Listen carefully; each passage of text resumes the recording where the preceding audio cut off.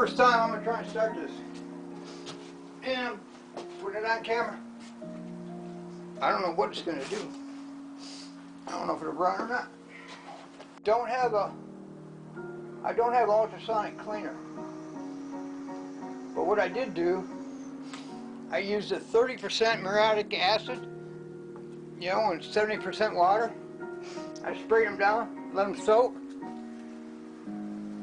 The housings, not everything, not all plastic, let them soak, then I power washer, and I power washed everything. Then I took brake fluid cleaner and ran it through all the ports several times. Put it back together. I made my own float gauge, and actually it was supposed to be 3.09 or something like that. But I made my floats a little smaller, you know, a little smaller, because when I bench tested them and put them at the spec, I put gas to them, and when I pushed the gauge up to them, I found two of them that were leaking, and they were at spec. So I made a gauge like they show in the service manual, but I made it out of sheet metal. So I went from there, and then I can just set up the carbs and do it. Hell, I don't know. Let's see.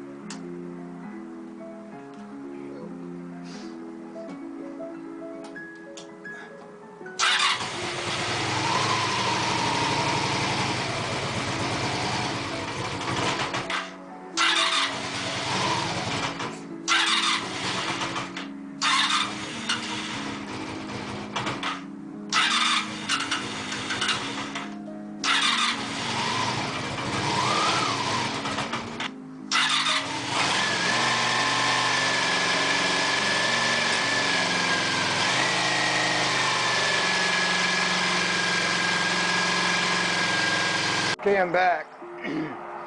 When I took the air intake off, I got a thermometer up here,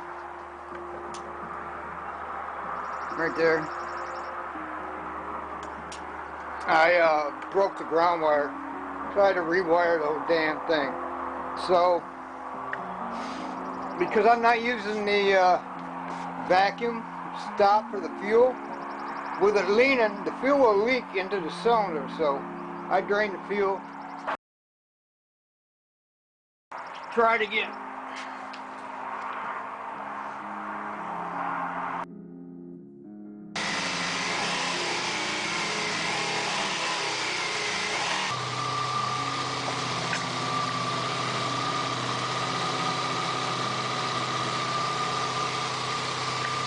Drag there. In case any of the carburetor leaks. You can go check it now. I got some that are a little loose. See if you can hear it.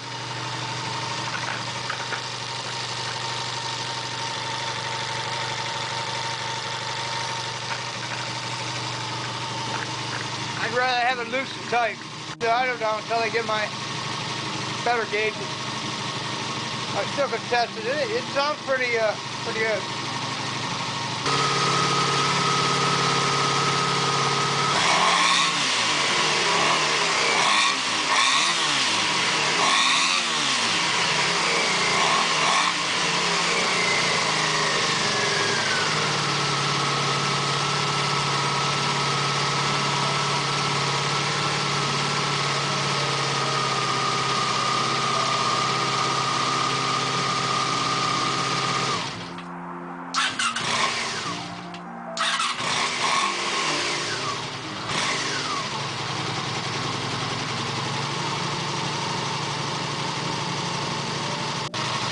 Remember, I'm running 110s in all four.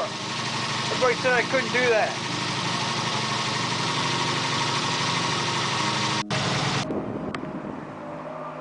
Okay, here we are. I don't have my port brace on yet for my crash bar, but I'm ready to take it for a test.